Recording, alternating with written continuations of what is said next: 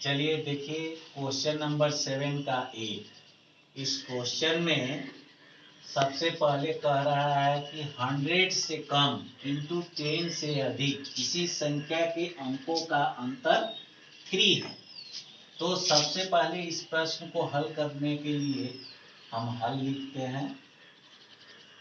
उसके बाद में संख्या हमें पता नहीं है, इसलिए हम संख्या को मान लेते हैं। माना कि इकाई अंक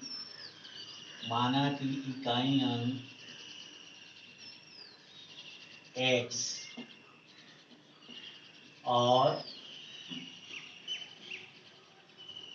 दहाई अंक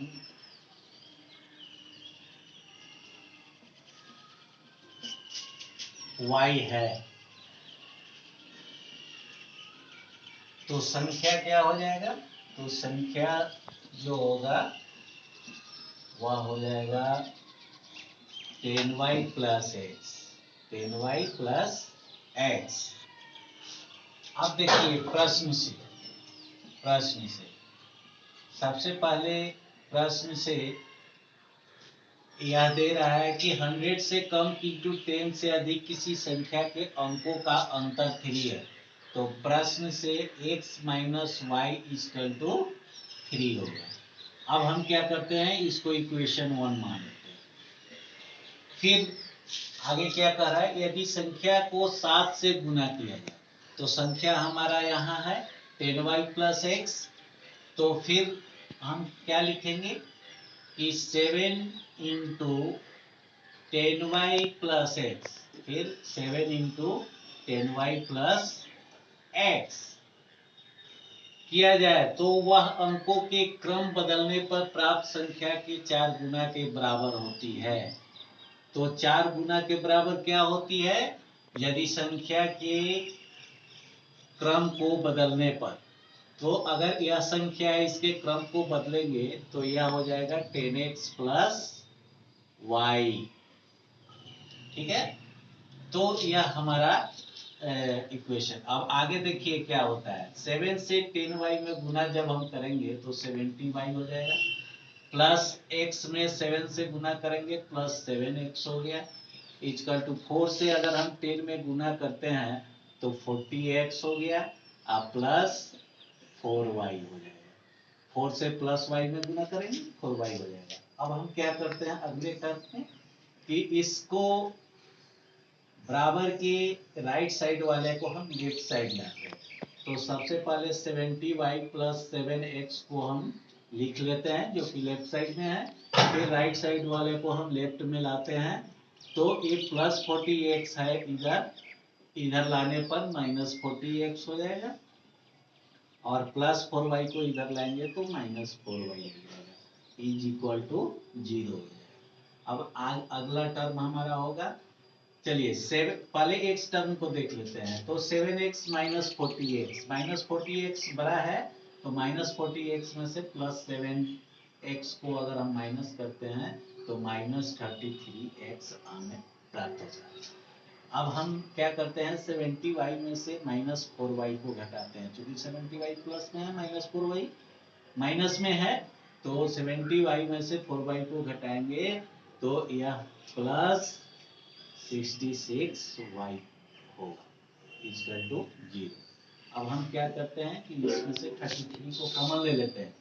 33 जब हम कॉमन लेंगे तो a 33 से माइनस 33x को डिवाइड करेंगे तो यह माइनस x आ जाएगा, और 33 से प्लस 66y को डिवाइड करेंगे तो प्लस 2y आ जाएगा। इस प्रकार इक्वल टू 0। इस प्रकार हम देखते हैं कि अब minus X plus 2y equal to क्या हो जाएगा, 0। इधर 33 मल्टीप्लाई में है, इधर आकर के 33 डिवाइड में हो जाएगा। तो इस प्रकार हम देखते हैं कि minus X plus 2y equal to 0, क्योंकि 0 को किसी भी नंबर से अगर डिवाइड करते हैं तो हमारा रिजल्ट 0 आता है। अब यह हमारा जो होगा वह इक्वेशन 2 हो जाएगा। अब क्या करते हैं कि समीकरण और 1 और 2 से हम x या y में से किसी एक का मान निकाल लेते हैं। तो चलिए यहाँ पर हम क्या करते हैं, समीकरण 1 को समीकरण 2 में प्लस कर देते हैं। समीकरण 1 प्लस 2 से समीकरण 1 हमारा x minus Y equal to 3 है और समीकरण 2 हमारा minus X plus 2y equal to 0 है। अब हम इसको प्लस करेंगे तो चूंकि प्लस करना है तो कोई साइन चेंज नहीं होगा और यहाँ x है ये प्लस में और ये माइनस में x है, कट जाएगा, दोनों सेम है। अब प्लस 2y बड़ा है माइनस वाई से, प्लस 2y में से माइनस वाई जब भी हम करेंगे तो y आ जाएगा, क्योंकि 2y है और यहाँ 1y है तो 2y में से 1y जाएगा तो 1y बचेगा। 1y को हम लोग y लिखते हैं, है ना, इज इक्वल टू 3 में 0 को ऐड करेंगे 3 होगा। इस प्रकार हम देखते हैं कि y का मान हमारा प्राप्त हो गया 3। अब हमको x का मान निकालना है, तो x का मान निकालने के लिए हम क्या करते हैं, y का मान समीकरण 1 और 2 में से किसी एक में रख देते हैं। तो y का मान हम समीकरण 1 में रखते हैं। यहाँ समीकरण 1 में रखने पर आप देखते हैं कि समीकरण 1 हमारा क्या है, x minus Y equal to 3, x minus Y equal to 3। तो x हो गया, अब y का वैल्यू 3 आया है तो y के जगह पर हम 3 रख देंगे इक्वल टू 3। तो इस प्रकार x इक्वल टू क्या हो जाएगा 3 और a माइनस 3 इधर आकर के इज इक्वल टू के इधर आकर के प्लस 3 हो जाएगा। तो हम इस प्रकार देखते हैं कि x इक्वल टू 6। तो अब हमें x और y दोनों का मान निकल गया। जब x और y दोनों का मान प्राप्त हो गया तो हम संख्या निकाल लेंगे। इसलिए अभिष्ट संख्या अब लिखेंगे, अभिष्ट संख्या बराबर संख्या हमारा क्या है 10y plus x, 10y plus x।